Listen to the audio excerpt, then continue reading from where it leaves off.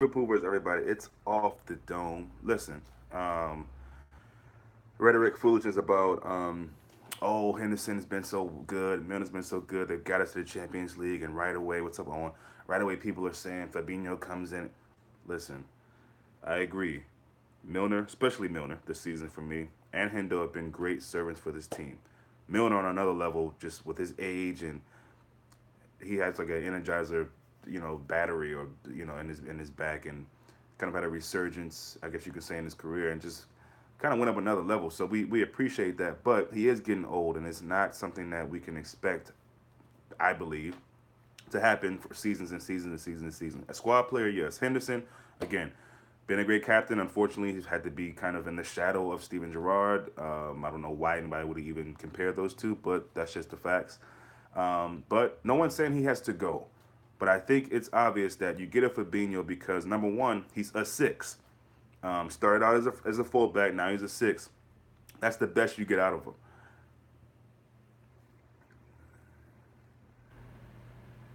Yeah, it's a ridiculous. I agree with that, and also people just getting upset. Listen, we need the depth, and I think it's obvious. Hendo is not a six. He's done as good as a job as he can do.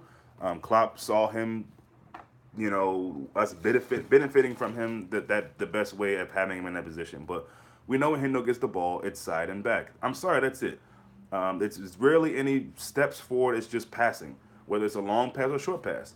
At least with Emery Chan, you had him move a bit. You have Genie move a bit. Hendo is very, very stagnant. That's what it is. And I think, if you can play him a bit forward, Freddie, what's good, man? Good to see you again. Play him a bit forward, or just come in as backup for that six. But I don't think it's harsh to assume that Fabinho is going to come in to play the six. That's his position. I don't. Why are we buying him if he's not going to be a player who we think that is going to be able to start? And that's what you do with teams. Your starters from the season before are your squad players, unless they're good enough not to be. Obviously, Firmino, Mane, Salah, they're going to be starters, and I don't see us getting three players to cover for them, maybe one or two. But yeah, you're bringing in Fabinho because he's a six and he's going to start at the six. That's just kind of how it goes. So we need squad depth. That's you see the teams that win it, especially specifically City, and they're going to be buying like crazy this season now. It looks like Riyad Mahrez and Jorginho are just two of the players of the probably six, seven, or eight players that they actually will bring in. Maybe not that much this season, but I doubt that any of them are thinking, oh, but we got Silva and we got De Bruyne and we got Fernandinho. No, you need that strength. Fernandinho and Silva are getting older, so you gotta go ahead and reboot and retool and re-strengthen your squad. So it's never a bad thing, people. And also with supporters, we don't have to worry about. Yeah, he's not a six. We don't have to worry about. That's something that Klopp and his staff worries about. We don't. We should be happy that we're getting quality players. I don't care if it's 10 more players. I'm not gonna sit here and think, oh, but where's Genie gonna play? I wonder where. How many games is Salah gonna play? No, listen. We need that strength. And that's 2 seasons in a row now where we're scrapping and pulling to try to finish a season. And going into the Madrid game as optimistic as I was and a lot of us were, I think we knew how weak our bench was, and if it came down to that, I think most of us thought it would only really come into play in extra time and/or penalties, not that early in the first half of the game, but it happened and it showed. I mean, it was quite obvious the difference in the benches. I mean, they're bringing off 90 to 100 million players to win the game for them, so that shows you enough. I know he does well there, but Fabinho wasn't good. Yeah, I know he wasn't. I said that. He started off as a fullback, and at Monaco he changed. Yeah, there's no question what position he's, and that's my point. But again, it's good to have that flex. You know what I mean? Because there may be times when, knock on wood, we do have a shortage of right backs, so to speak. And he's long. He's really really long. He's a big presence, and so to know that he can go back and play that role if needed. So again, I don't know. And again, I spoke about it before. The formation is going to really, really be interesting this season. I'm really excited about that, just as I am as anything else for Liverpool. It's just to see how we look. Some people have even suggested three at the back, and then you having the fullbacks push up with maybe Naby Keita and Fabinho in there in the middle. and then maybe a back three of Lovren, Matip, and some new center back, or Gomez, Lovren, I'm not Matip, Van Dyke. So there's a lot of things we can do, and again, this is why this the strength in numbers is going to be good, and it's always going to be a good thing. Back to Fabinho for a second. I spoke about his length and his physicality. He to me he reminds me of the times I've seen him play. I'm not sure on Fakir. I want to believe so. Then again, the way Liverpool seems to be moving now, if there's a player that's talked about too much, it makes me wonder. I become a little doubtful. To answer your question, yes, I think we will. But as days have gone on and new things have come out, I feel like maybe that's a screen for someone else. Maybe that's a decoy for another player. I don't know. I don't know. There's been talk about Bayern coming in for him or being interested in him. It looks like Fakir wants us, and we want him. So it just really comes down to his people, whoever's in his ear, the people at Lyon.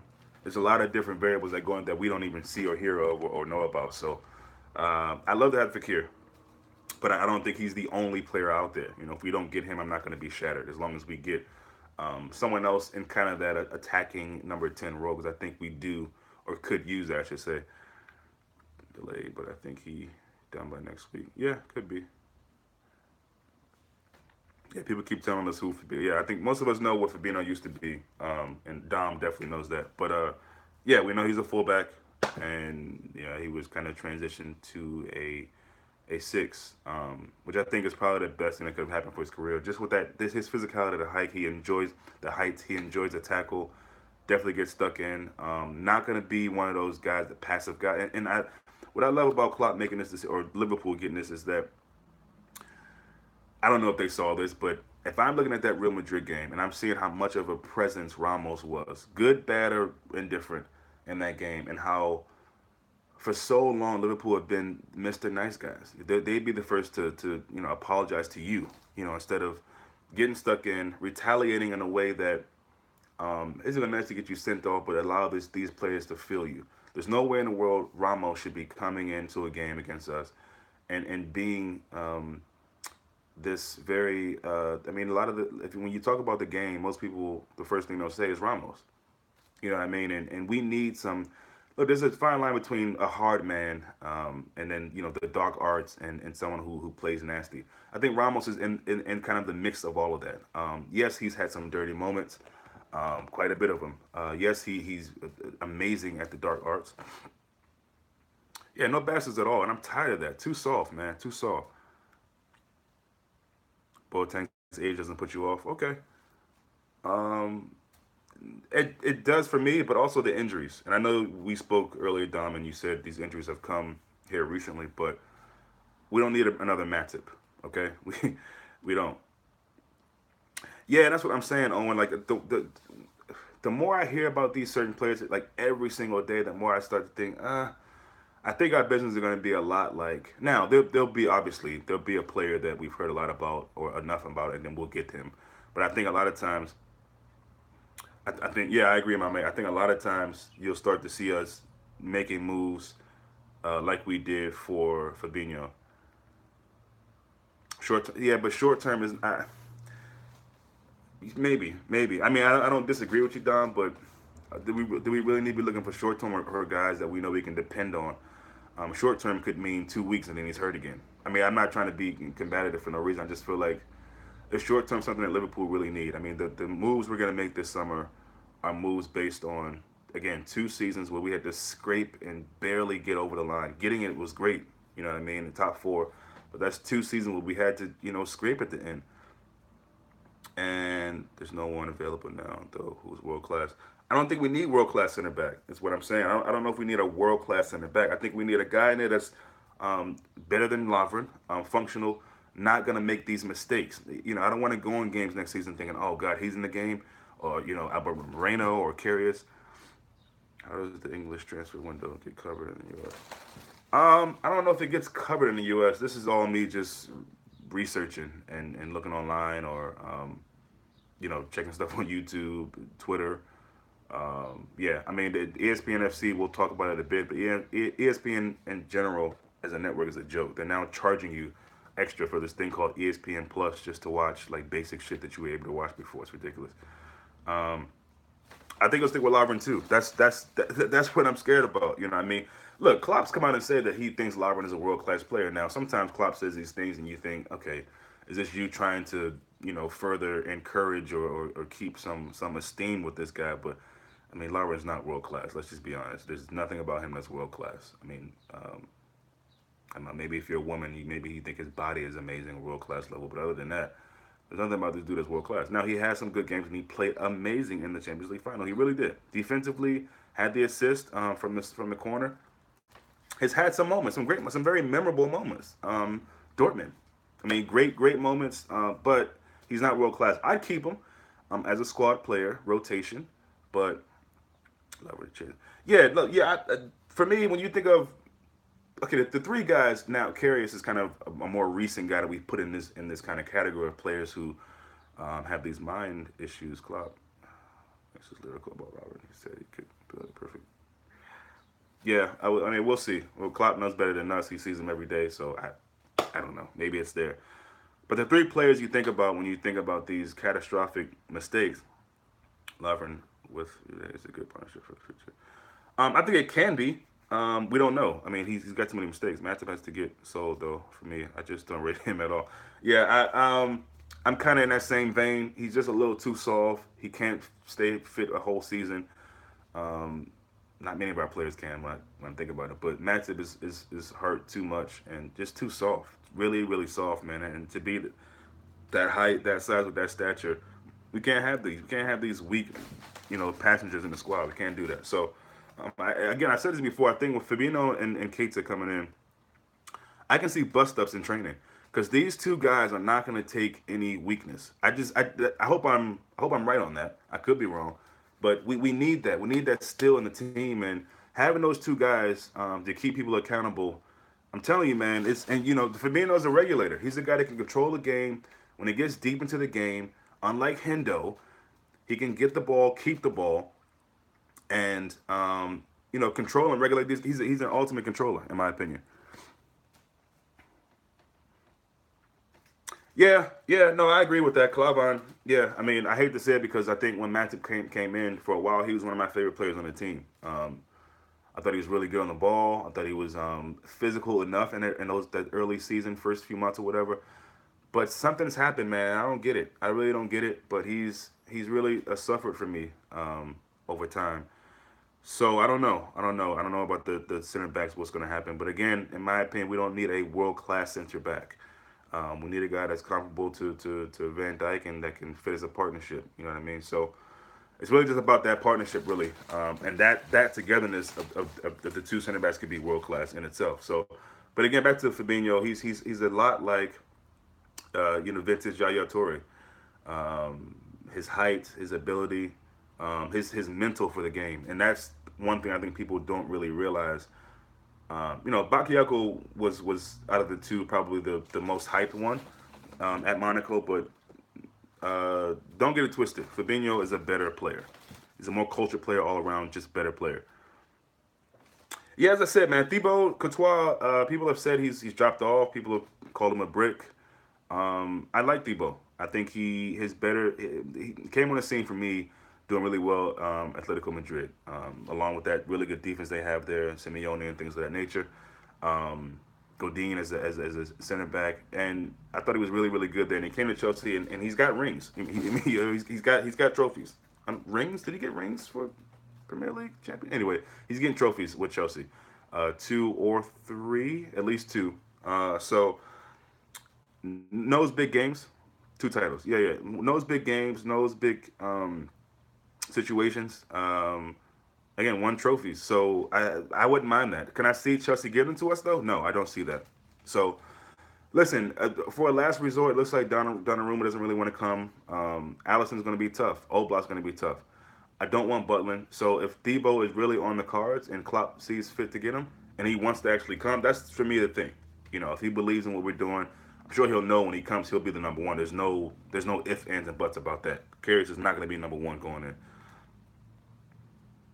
Desperate to cash in. Okay. Well, I mean, if Chelsea's gonna be, because again, for me, Courtois, not to compare him to De Gea, but I think he's one of those keepers that if Chelsea had another keeper, not on his level, I don't know if they do as well. Put it like that.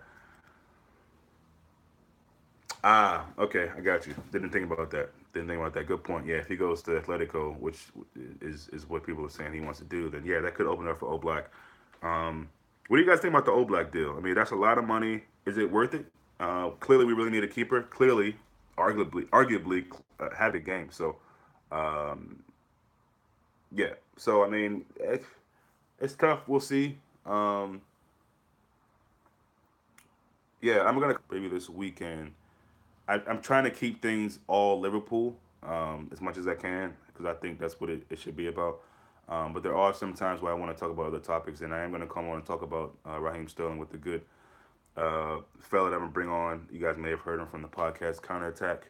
Talk about Sterling, talk about some of these managers not getting jobs, but then you have your boy from Chelsea, I can't think of his name right now, got the Derby job. You know, Steven Gerrard, I know everybody loves him, but what real experience does he have? He getting the job to coach Rangers. It's really crazy, the Rooney Rule. So I'm gonna come back and talk about those things. I expect to get people who don't care, don't like it, thumbs down it, unfollow, whatever. You know, I don't give a damn. If you don't like it, surely you can find another channel, and that's cool. I'm okay with that. So but that'll be for the weekend. But yeah, just wanted to come on real quick and talk about some things. Squad, that was the main thing on my mind, and just talking about how I think how lethal and how big of a move getting Fabinho is. I know people really, really realize that, man. He's, of all the DMs you could get, he is definitely one of the top. And again, has experience winning trophies. Yes, in the French league, but um, you know, very like I said, Yaya Toure, Patrick Vieira, even as far as physicality, Fernandinho. But he's much longer in the way he can get up on guys and tackle them or tackle from distance without fouling. Sure, he's good to be. He can get a yellow card and here and there, whatever. But he's a physical, really, really bright talent, really, really good football player. Brazilian, of course, missing out on the World Cup this year as we spoke about. But that's probably a good thing for us. Him and Keita being there full preseason. These things like this you can't really take for granted. It's a great thing, and you know, similar to Keita, well, maybe even more so. He was kind of promised a move along with you know Silva and Mbappe and you know Bakayoko and these guys that left Monaco and didn't get that. So of course he kind of suffered a bit, and but from all accounts he was very professional. Didn't sit out of training, didn't you know boycott being a part of team meetings and stuff like that. He just played, and so but his output did suffer a bit. I wouldn't say major. Um, yeah, and it's almost to me getting Fabinho and follow me on this. Getting Fabinho is almost like getting another center back, and I say that because the way we push up, you know, usually we're left with you know a Henderson and you know Lovren and Van Dyke, which is okay, that's cool. But to have that kind of already defensive minded player anyway, playing fullback, playing DM, the length, the height, the physicality he has. Again, not to knock Henderson, but Henderson just didn't have these attributes. And so you're a player attacking that defense, and you look at Fabinho, you're thinking twice about things you may do. Yeah. It's. I mean, this is really a good coup for us, man. It's really. I mean, it's just. It's amazing. It's amazing that we got Fabinho just like that out of nowhere, and he's really going to be exceptional for us, and allow us to even. If you enjoy the football this season, or since Klopp has been there, it's going to be that much better. It's going to be that much better. You know, having the squad depth, keeping people fit. Hopefully, it's going to make our attacking players in play that much better. Um, because you don't have to worry about that the other side. Because of course we're going to be left open. That's how we play. And people talk about these plan B situations. I've talked about it, and it's kind of frustrating that it appears that Klopp doesn't really have a second, you know, plan B. But the thing is, if your plan A works, then just do that. You know, do that to the best of your ability, and just keep with that. You know, I think Pep has spoken about that before. You don't really need a plan B if people can't stop your plan A. Now, if they're stopping your plan A, then you know you either got to continue to do that and try to break through what they're stopping, or you got to have a plan B. And for me, it's never really about plan B. It's about the players you can inject into your squad. And then maybe you could play a different way, but at the end of the day, we'll always play the way we play. Like I said, with different maybe formation here and there, but these top players are going to allow us to even be more fluid in that, and maybe switch off and go to I don't want to call it Plan B, but just be able to kind of be flexible within that Plan A. You know what I mean? Like different guys that are pressing or switching guys out or you know flip flopping Salah and Mane, having Firmino come up and maybe having Fakir up top. You know, it's a lot of things you can do at the same time, still being your kind of this rock and roll, reckless abandon football. So it's just exciting times, man. And getting Fabinho is really, really just something that this team has needed for a long time, man. It's just such a good feeling to finally get that kind of signing. And like people have said, we haven't had that since Mascherano. You know, Alonso was really good in that midfield, but still not really a destroyer necessarily. So yeah, Mascherano was probably the last guy we really had that could play that role and play it pretty damn good. So, but that's it for me, guys. See the people watching is kind of dwindling anyway. So I will be back at some point on the Fakir front. Listen, I stay optimistic. I think it's again something that he wants us, we want him, and it's probably just a matter of time. I'd love to have it happen before the World Cup. There's all different types of things that can happen after during the World Cup that could up the price, and Leon may want more, and you know his head might be turned. I mean, you just never know. Everyone's human, so you know. But if it doesn't happen, let's not also get upset about it, you know, because we believe we see what the Liverpool is doing, the recruiting team, Edwards, and surely we'll bring in players if it's not players that we have our minds set on. The Wilfred Zaha's of the world, Bailey, all types of guys out there that we can get. So you'll see City and United and Arsenal and Chelsea, Tottenham even. These teams are going to start to get players soon. So we need to be at it and able to get our targets as soon as we can, and be aggressive with it. So I'm excited about it. I'm not let down because we, you know, I did think it would happen this week, and I guess it still could. I don't. It doesn't seem so likely now. Tomorrow is Friday, so don't really see it happening this week now. But then again, I didn't see the Fabinho thing coming, so you never really know. Michael Edwards is a really special dude, man. So um, let's be excited and prepare for whoever we get, and we'll be back to talk about it when we do. So see you guys soon.